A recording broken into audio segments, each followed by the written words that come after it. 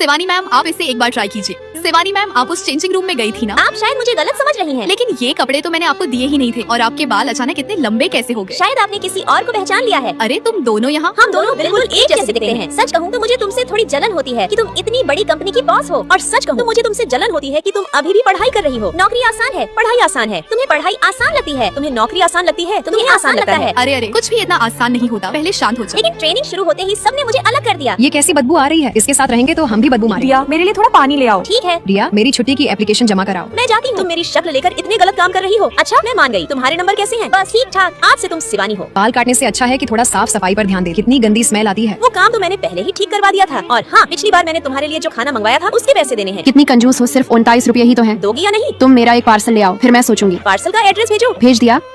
देखा, कितनी बड़ी बेवकूफ है। सही कहा। मेरा पार्सल आखिर गया कहाँ? वही सामान बेच दिया। 49 रुपए काट लिए, बाकी मेरा सर्विस चार्ज है। क्या मैं तुम्हें देख लूंगी? पूरी क्लास में रिया ने टॉप किया है। मुझे तो यकीन है इसने जरूर चीटिंग की है। मैं भला चीटिंग क्यों करूंगी? मैम, अगर इसने चीटिंग नहीं की है तो आखिरी सवाल बोर्ड पर हल करके दिखाए। रिया, तुमने पूरे क्लास में सबसे ज्यादा नंबर लाए हैं, तो आकर बोर्ड पर ये सवाल सॉल्व करो। Okay ma'am.